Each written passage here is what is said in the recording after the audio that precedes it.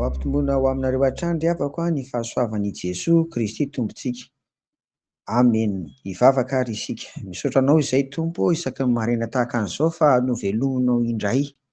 Ary faharoa dia mangataka aminao izay mba hamindra fo amin'izay nataonay ka tsy sitraka ao. Ary fahatelo dia apetraka eo am-pelantananao ny fiainanay amin'ity tontolo andro ity. Amin'ny anaran'i Jesoa. Amen. Isaorantsika ny Tompo ry havana ny fahafahantsika hatrany miara-mijery indray ny lohahevitra hoe olom-boantso ny mpino. Anio ary dia niantsonan'i Gideona hamonjy ny zanak'Israely no jerentsika.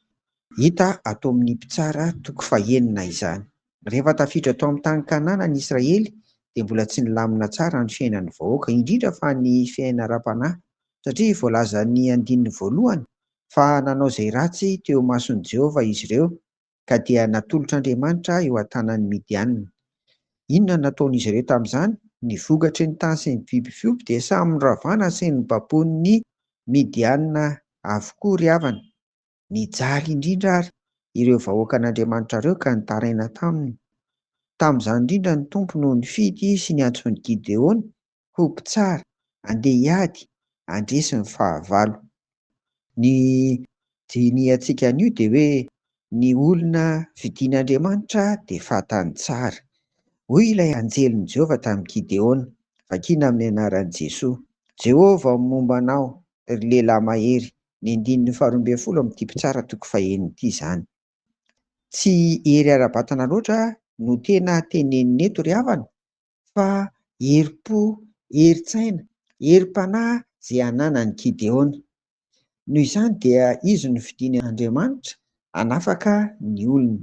Rehefa nampifanatrehany Gideona nefa tamin'ny zava-misy izany antso izany dia ireto no azo ambara. Izao no teniny. Voalohany, raha momba tokoa ary Jehovah, nahoana no azon'izao fijaliana izao izy? Ataony Midianina mitondra faisana. Faharoa, nataony ahoana no hamonjy ny Israely? Fa ny fianakaviany ary no farahidiny indrindra, ary indrindra izy ny kely na tanora indrindra koa amin'ny ankonana, izany eo amin'ny ao an-trano. Fa dia hoy ny Tompo, mandehana amin'izao herinao izao ka vonjeo ny Israely amin'ny tanan'ny Midianina, tsy efa naniraka anao aho. Mpitsara toko fahenina andininy 14. Ry havana, tsy vahaolana na antony tsy hamaliana ny antson'ny Tompo ny fahitanao ny tenanao sy ny fahitanao ny zava-misy ihany koa izay mety ho sarotra sy manahirana, tahaka an'izao hitantsika eto amin'ny tantaran'i Gideona izao.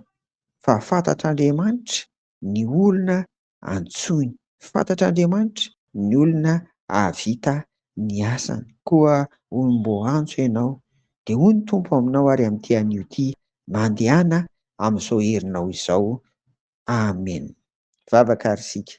Dia misaotra anao izay Tompo fa ianao no mahafantatra kokoa ny tenanay aza. Mihoatra noho izay koa vonina ary izay hanompo anao Tompo.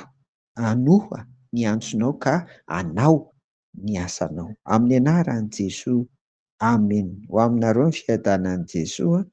Amen.